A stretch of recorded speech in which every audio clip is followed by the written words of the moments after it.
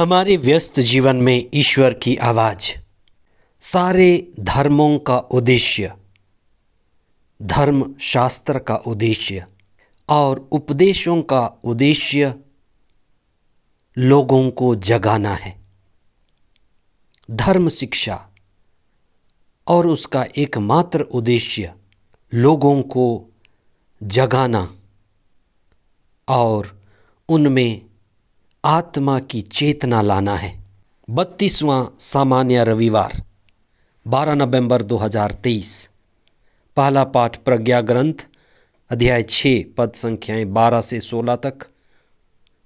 दूसरा पाठ थिस्सलुनीकियों के नाम संत पौलुस का पहला पत्र अध्याय 4 पद संख्याएं 13 से 18 तक और संत मत्ती का सुसमाचार अध्याय 25 पद संख्याएं 1 से 13 तक। ये जीवन हमें मिला हुआ है जाग कर जीने के लिए। यहाँ जागने का अर्थ रात की नींद से जागना नहीं, लेकिन आत्मा और चेतना में जागना है।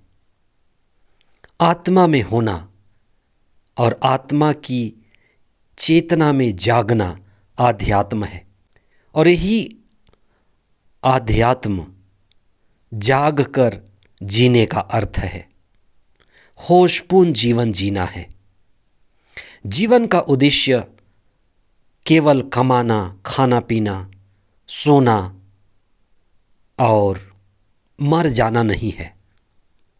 हमारे जीवन का परम उद्देश्य जागना और दूसरों को भी जगाना है। जाग कर जागते हुए जीना है। उत्तर भारत के एक महान संत ने जागने और जगाने को लेकर एक बड़ी गहरी बात कही है। हम उनके शब्दों के द्वारा जाग सकते हैं। वे कहते हैं कि हे मनुष्य, तो इस समय यानी इस मानव जीवन को सोते हुए क्यों बिता रहा है? जीवन का परम उद्देश्य जागने के लिए है, सोने के लिए नहीं। एक दिन जल्दी आने वाला है जब हम सभी लंबी पाँव पसार कर कब्र में सोने वाले हैं। इसलिए मौत आए उससे पहले जाग जाओ। अभी समय बीत रहा है, समय बहुत कम है। जागने और जगाने को परम उद्देश्य बनाओ। आज के सुसमाचार का मुख्य उद्देश्य प्रभु के लोगों को जगाना है। हम मसीही समुदाय के लोग आज के दृष्टांत के दो कुंवारियों की तरह हैं। दो तरह की कुंवारियां, एक है समझदार और दूसरी है मूर्ख। पूरा समुदाय इन दो कुंवारियों की तरह विभाजित है।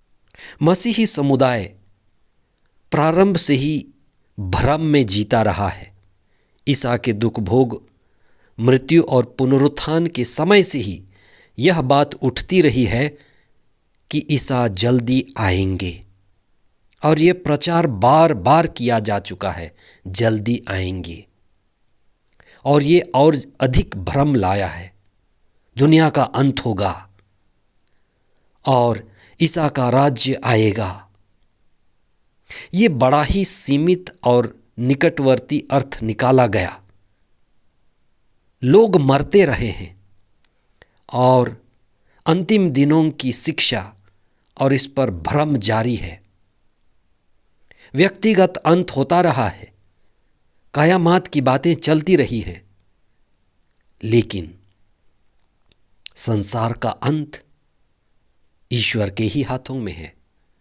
सामुदायिक अंत लोगों को जागने के लिए और जगाने के उद्देश्य से शिक्षा में लाया गया है कि लोग जागें।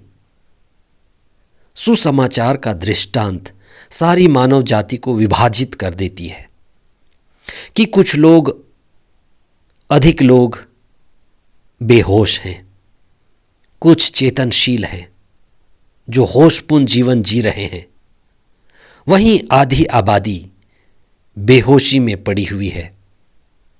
हम इस पर विशेष चिंतन करें कि सारे धर्मशास्त्र सारी धर्म शिक्षाएं और उपदेश का एकमात्र परम उद्देश्य जागना और जगाना है। धर्मशास्त्र लिखे गए हैं जिससे लोग जागें और लोगों को जगाया जा सके।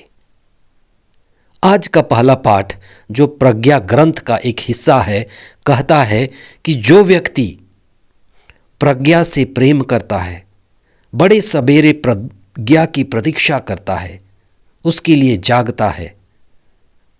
जो प्रज्ञा से प्रेम करता है वह पवित्र आत्मा को पाएगा और जाग कर कृपा की दशा में जिएगा, आध्यात्म में बढ़ेगा। वहीं आज के दूसरे पाठ में संत पौलुस थेसलोनिका के लोगों को यह सिखाते हैं कि आप ईसा मसीह की शिक्षा द्वारा आत्मा में जाग चुके हैं, और जो आत्मा में जाग चुका है वो पुनर्जीवित ईसा पर विश्वास करता है।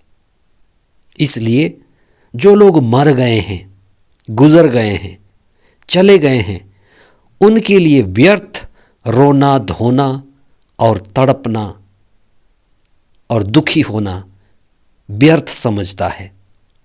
इसलिए वो लोग जो जागे हैं, पुनरुत्थान में विश्वास करते हुए जीवन जीते हैं, अनंत जीवन में विश्वास करते हैं कि हम आत्माएं हैं और इस जीवन के आगे भी अनंत जीवन है, और जो हमसे पहले गुजर चुके हैं वे ईश्वर के अनंत जीवन के सहभागी हुए हैं। तो विश्वास हमें जगाता है और सारा धर्म और धर्मशास्त्र उपदेश हमें जगाने वाले हैं।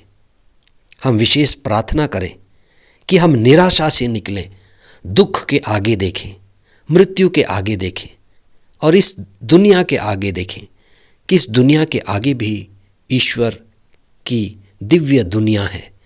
इस जीवन के आगे भी अनंत जीवन है, ईश्वरमय जीवन है।